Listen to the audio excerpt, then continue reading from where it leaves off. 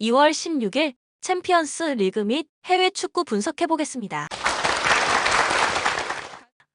전날 추천픽 공개해드리며 수익이 발생될 수 있도록 최선을 다하겠습니다. 또한 최종 분석픽은 가족방에서 무료로 공유합니다. 참여를 원하시는 분은 카카오톡 또는 텔레그램을 통하여 연락 주시길 바랍니다. 스포츠 분석 토작가 아스날, 최근 두 경기에서 모두 승리를 거두지 못하면서 비상인 상태.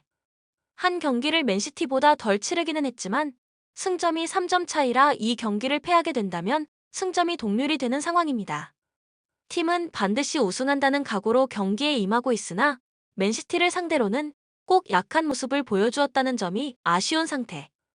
에버튼과 브렌트포드전에서 상대 압박에 시달리면서 성급하게 공을 앞으로 전달하다가 아무것도 못하는 상황이 자주 펼쳐지고 있는 상황입니다. 때문에 경기를 주도하지만 위협적인 장면은 거의 만들지 못하는 모습. 제수스가 있다면 연계 능력을 발판으로 공을 조금 더 소유하면서 중원에서의 안정감을 만들어 볼 수 있지만 직선적인 은케티아를 선발로 쓰는 상황에서는 중원에서의 수싸움을 크게 기대하기는 어려운 것이 사실입니다. 수비진의 폼도 꽤 떨어진 모습인데 장점이었던 세트피스 수비와 높이 싸움에서도 부족함을 드러내는 중. 에버튼 전 결승골도 세트피스 상황에서의 실점이었고 브렌트포드전에서도 토니의 높이를 이용한 공격에 꽤 흔들리는 모습이 잦았습니다. 맨시티가 홀란드를 향한 단조로운 공격으로 일관한다고 하더라도 수비진의 폼이 떨어지는 양상이 심각한 현 상황에서는 수비적인 장점을 장담하기 어렵다. 맨시티 입장에서는 찬스를 잡았다. 한 경기를 더 치른 상황이지만 일단 이 경기를 잡아내면 승점 동률인 상황에서 골득실에서 앞서면서 1위를 탈환할 수 있습니다. 아스날의 경기력이 좋지 못한 상황이라는 점도 맨시티 입장에서는 호재다.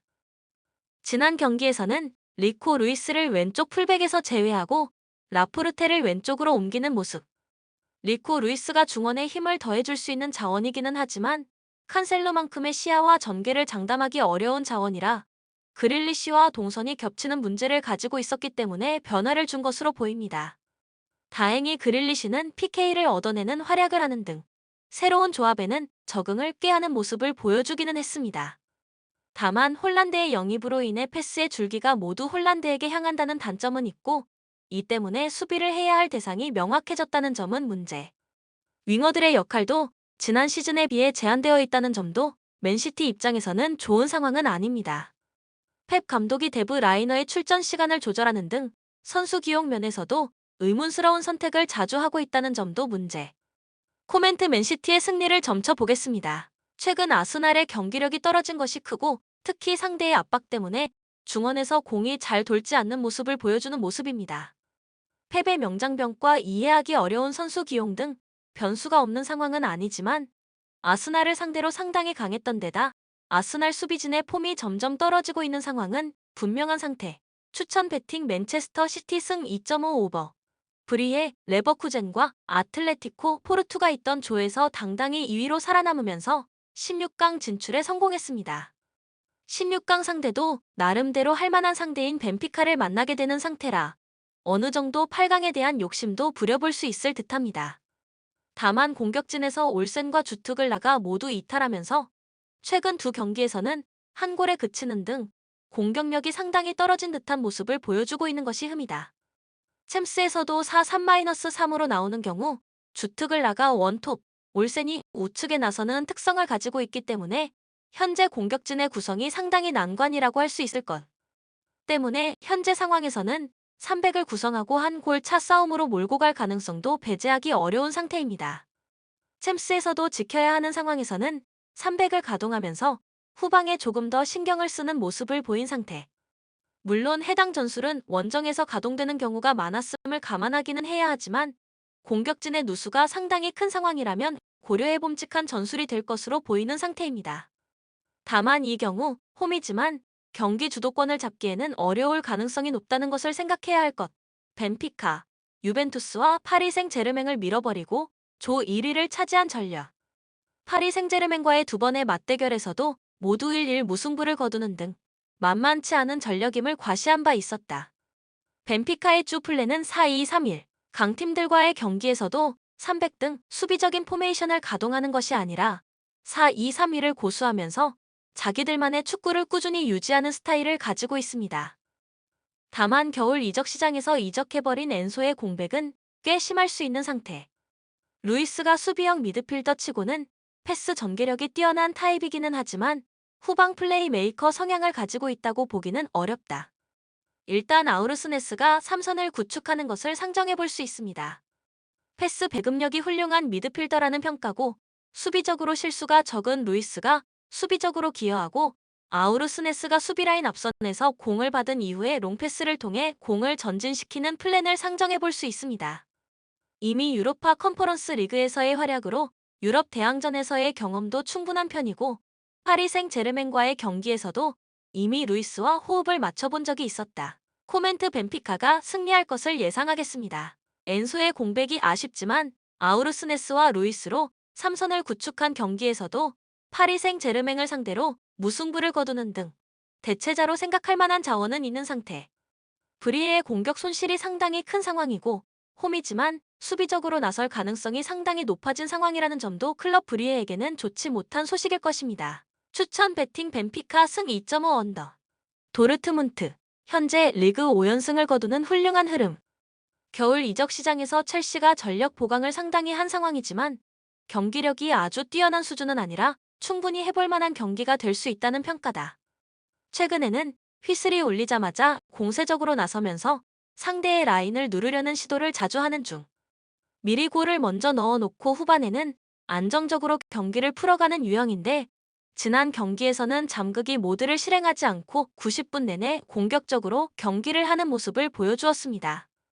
공격진의 경우 알레가 좋은 폼으로 복귀했고 카드 징계로 지난 경기 결장했던 아데에미의 폼도 괜찮은 상태라는 점이 호재다. 수비적으로는 약점이 다소 크다는 점을 공격적인 플랜으로 메우겠다는 의도로 보이는 상태.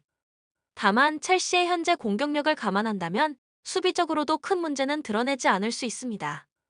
아직 첼시 신입생들이 전술적으로 녹아든 상황은 아닌 상황이며 전방에서의 적극적인 활동에도 불구하고 톱 자원들의 폼은 전반적으로 심각한 상태. 최근 5경기에서도 3실점으로 수비력도 아주 나쁜 페이스는 아닌 상태입니다. 첼시 웨스트햄과도 1-1로 비기면서 포터 감독에 대한 여론이 점점 더 악화되고 있습니다. 두 경기 연속으로 전술적으로 두각을 드러내지 못한 탓인데 보드진이 겨울 이적 시장에서 여러 선수들을 영입했음에도 경기력적으로 개선의 여지가 없는 것이 상당히 크다. 전반과 후반의 경기 내용이 너무 다른 상태.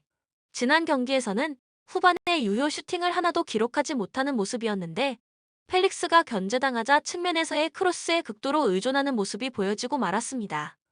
전방에서 타겟 역할을 해줄 선수도 없는 데다 도르트문트가 올 시즌 공중볼 경합에서 리그 2위를 기록하고 있는 팀임을 감안하면 효과가 크지 않을 것을 예상해 볼 수 있을 것.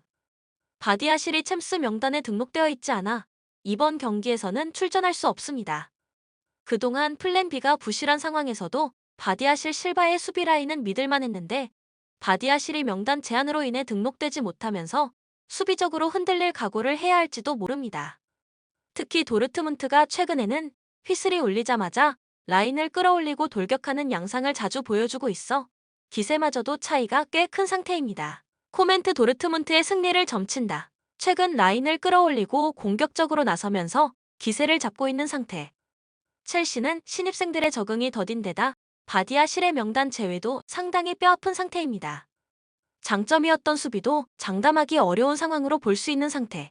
특히 경기가 안 풀릴 경우 측면 크로스에만 집중하는 등 단조로운 경기 패턴으로 일관하면서 공격력을 스스로 깎아먹고 있습니다. 추천 배팅 도르트문트 승 2.5 오버.